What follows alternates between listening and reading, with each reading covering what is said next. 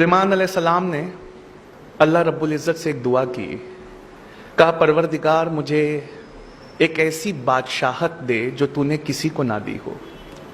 सुलेमान अलैहिस्सलाम ने यह दुआ की, अल्लाह रब्बुल इज़्ज़त मुझे ऐसी बादशाहत, ऐसी शहनशाहत दे कि तूने जो किसी को ना दी हो। अल्लाह रब्बुल इज़्ज़त ने जिब्राइल अमीन के हाथ से उनके लिए एक इम्तिहान भेजा। जिब्राइल अमीन ने उनके सामने 3 चीज़ें लाकर रख दी और सुलेमान अलैहिस्सलाम से कहा कि इसमें से एक ऐसी है जो अल्लाह ने सिर्फ आपके लिए चुनी हुई है। मैं आपके सामने तीनों रखता हूँ। अल्लाह ने कहा आप जो चुन लेंगे वो आपकी हो जाएगी। तो उन्होंने पहली चीज़ रखी शोहरत, दूसरी चीज़ रखी दौलत और तीसरी चीज़ इल्म रखा। जब जिब्राइल अमीन ने इल्म रखा सुलेमान अलैहिस्सलाम के सामने तो सुलेमान अलैहिस्सलाम मुस्कुरा दिए, कहा परवरदिगार मुझे माफ़ कर दे, मेरी दुआ गलत थी, मुझे अब बादशाहत नहीं सिर्फ इल्म चाहिए। जब सुलेमान अलैहिस्सलाम ने इल्म लिया, एजुकेशन ले ली, नॉलेज ले लिया, तो जिब्राइल अमीन ने दौलत और शोहरत से कहा कि चलो वापस चलो, तुम्हें सुलेमान ने ठुकरा दिया है। तो दौलत और शोहरत वहाँ कह पड़ी हम कहीं नहीं जा सकते। हमारे रब ने जब हमें बनाया था तो ये हुक्म दिया था कि ए दौलत, ए शोहरत, जहां जहां इल्म या एजुकेशन जाए उसके पीछे पीछे चली जाना। सुलेमान ने इल्म या एजुकेशन मांग कर हमें मांग लिया है।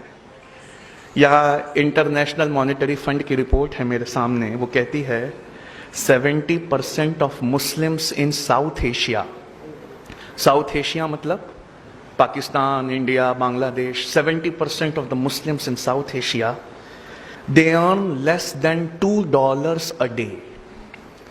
उनकी रोजाना की आमदनी $2 से कम है। आप सोचिए, एक पढ़ाई छोड़ देने से हमने क्या क्या छोड़ दिया।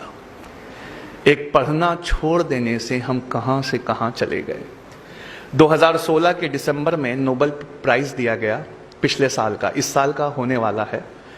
2016 के दिसंबर में जब नोबेल प्राइज दिया गया तो एक जापानी बायोलॉजिस्ट थे, उनका नाम है योवोशुरा ओशिमी। इनको नोबेल प्राइज फॉर मेडिसिन दिया गया, नोबेल प्राइज फॉर मेडिसिन। योवोशुरा ओशिमी की से पूछा गया कि आपने ऐसी क्या चीज़ बनाई है कि दुनिया का सबसे बड़ा इनाम नोबेल प्राइज आपको दिया जा रहा है।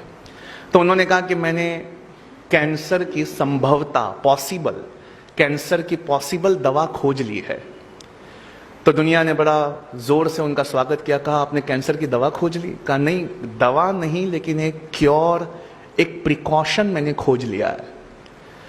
तो दुनिया ने पूछा बताइए ऐसा क्या किया जाए जिससे कैंसर नहीं होता। तो उन्होंने कहा कि जब हम भूखा रहते हैं और हमारी बॉडी के न्यूट्रिएंट्स खत्म होने लगते हैं, जब हम भूखा रहते हैं तो हमारे जिस्म के सड़े गले हिस्से को हमारी बॉडी खाने लगती है।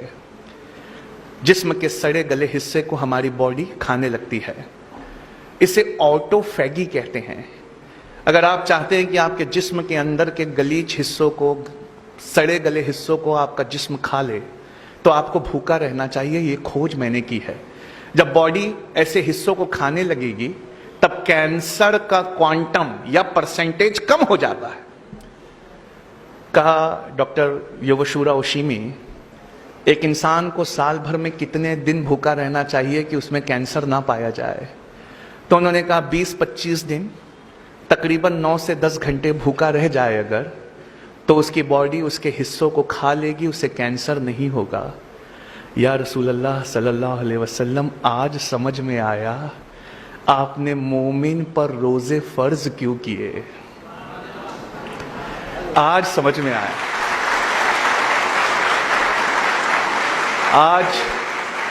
आज ये बात समझ में आई कि क्यों कुरान ने कहा कि रोजे ना छोड़ना। हम तो इसलिए रोजे रखते हैं क्योंकि हमारे अल्लाह का हुक्म है। हम तो रोजे इसलिए रखते हैं क्योंकि हमारे नबी पाक का हुक्म है। लेकिन आज समझ में आया कि इस हुक्म में कौन सी रहमत छुपी हुई है। योवोशुरा ओशिमी को दुनिया का सबसे बड़ा प्राइज दिया गया ऑटोफैगी के लिए। ऑटोफैगी यानी जिस्म अपने सड़े गले हिस्से को खा ले।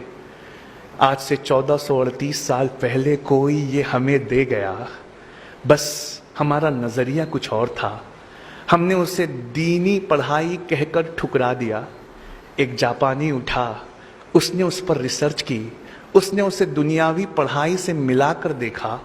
आज दुनिया ने उसे दुनिया का सबसे बड़ा प्राइज, नोबेल प्राइज दे दिया। ऐ बच्चों, तुम क्यों नहीं पढ़ते? तुम क्यों नहीं कोई चीज को रिसर्च की तरह लेते? तुम क्यों नहीं कोई चीज को उस तरह देखते जिस तरह देखे जाने का हुक्म है? अल्लाह रब्बुल इज्जत कुरान में फरमाता है, तुम गौर क्यों नहीं करते कि अल्लाह ने यह कायनात कैसे बनाई है? हम में से कितने हैं जिसने ये गौर किया?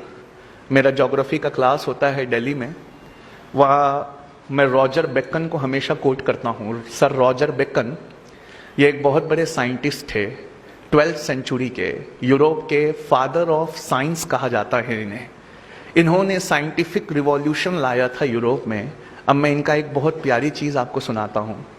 सर रॉजर बेकन कहते हैं, बेशक थोड़ा साइंस और थोड़ी फिलॉसफी हमें अल्लाह से दूर ले जाती है।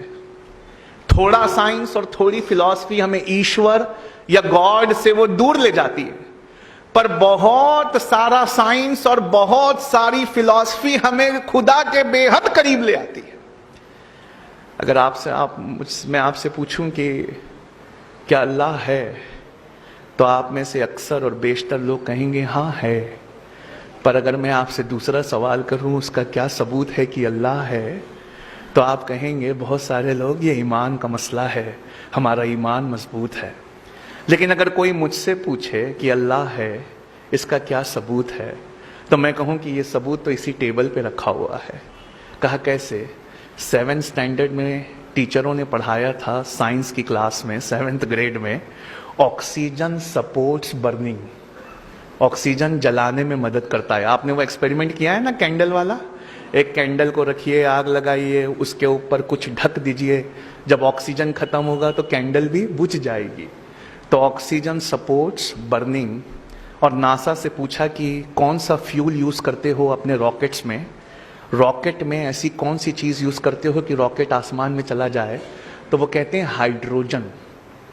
कहा hydrogen is the most combustible substance on earth. Hydrogen bomb भी दुनिया के सबसे ताकतवर बॉम्ब में से एक होता है, यानी एक अति ज्वलनशील है। एक जलता ऐसे है कि रॉकेट को ले जाए या पूरा का पूरा टाउन बर्बाद कर दे, हाइड्रोजन। और एक भड़काऊ है, ऑक्सीजन। एक जलाऊ है, एक भड़काऊ है। अल्लाह ने कहा कुन फयकून हो गया, H2O हो गए। दो भड़काऊ एक जलाऊ जब एक साथ आए तो बुझाने का काम कर रहे हैं। H2O क्या है? 2 हाइड्रोजन है, एक ऑक्सीजन है। क्या हमने कभी अपने पानी को इस नजरिए से देखा है? क्या हमने उसमें कभी अपने रब की रबूबियत को तलाश किया है? एक इतना ज्वलनशील है कि रॉकेट्स को आसमान में ले जाता है, और एक ऐसा है जो जलने में सपोर्ट करता है। अल्लाह ने कहा कुन, एक हो जाओ, फयकून, एक हो गए, बुझाने का काम कर रहे हैं। मतलब प्रॉब्लम हमारे नजरिए में है। हमने दीन और दुनिया को बांट दिया, सोचा कि दीन की पढ़ाई कुछ और है, दुनिया की पढ़ाई कुछ और है। दरअसल ऐसा नहीं है। इस्लाम में सब्जेक्ट के हिसाब से दीन और दुनिया की पढ़ाई नहीं को तकसीम नहीं किया जा सकता। इस्लाम में सब्जेक्ट के हिसाब से एजुकेशन को सेग्रीगेट नहीं किया जाता। इस्लाम में नियत के हिसाब से पढ़ाई को सेग्रीगेट किया जाता है। एक एग्जाम्पल देना चाहूँगा। मान लीजिए हम में से कोई आलिमत का कोर्स कर रहा है, वो कुरान और हदीस पढ़ रहा है, लेकिन उसकी नीयत ये है कि मैं बड़ा होकर कुरान और हदीस सुनाकर पैसे कमाऊंगा। तो बताइए अब वो दीनी पढ़ाई हुई कि दुनियावी पढ़ाई हुई? दुनियावी हुई। और कोई MBBS कर रहा है, कोई लॉ कर रहा है, कोई इंजीनियरिंग कर रहा है, इस नीयत से कर रहा है कि मैं एक ज़रूरतमंद की मदद करूंगा। तो क्या ये दीनी पढ़ाई हुई कि दुनियावी पढ़ाई हुई? ये दीनी पढ़ाई हुई। मतलब साफ है बच्चों, जो आप पढ़ रहे हो उसमें एक अच्छी सी नीयत जोड़ लीजिए। मेरी पढ़ाई, मेरी रिसर्च, ए अल्लाह, दुनिया के दबे हुए कुचले हुए लोगों के लिए है। मैं उनको एम्पावर करूंगा। डॉक्टर नॉर्मन बोरलॉग ने जब पहली बार ड्वार्फ वेराइटी ऑफ वीट की खोज की थी ग्रीन रिवॉल्यूशन में, डॉक्टर नॉर्मन बोरलॉग ने जब पहली बार गेहूं खोजा था जो दुनिया की भूख मिटा सकता था, तो दुनिया ने डॉक्टर नॉर्मन बोरलॉग से यह कहा था, फादर ऑफ ग्रीन रिवॉल्यूशन से, कि आप जितना सोना मांगे हम उतना सोना देने के लिए तैयार है, जितनी दौलत मांगे हम उतनी दौलत देने के लिए तैयार है, बताइए आप क्या चाहते हैं। उन्होंने कहा, मैं कुछ नहीं चाहता, मैं चाहता हूं कि ये गेहूं, ये ग्रीन रिवॉल्यूशन का गेहूं गरीबों में मुफ्त में तकसीम कर दिया जाए। मैं अपनी टेक्नोलॉजी के लिए कुछ भी चार्ज नहीं करूंगा, बस मैं भूखों की भूख मिटाना चाहता हूं। क्या आजम कैंपस में आज कहीं किसी बेंच पर एक डॉक्टर नॉर्मन बोरलॉग बैठा है क्या? क्या आप में से किसी एक के दिल में ऐसी नीयत है क्या कि मैं अगर दुनिया में कुछ बहुत अच्छा पाया तो मैं वो इस दुनिया के लिए छोड़ जाऊंगा? आपकी नीयतें हैं जो अल्लाह के सामने आपके हिसाब में मदद करेंगी। बुखारी की पहली हदीस अल अमालु बिन्निया है, अमल का सारा दारोमदार नीयत पर है।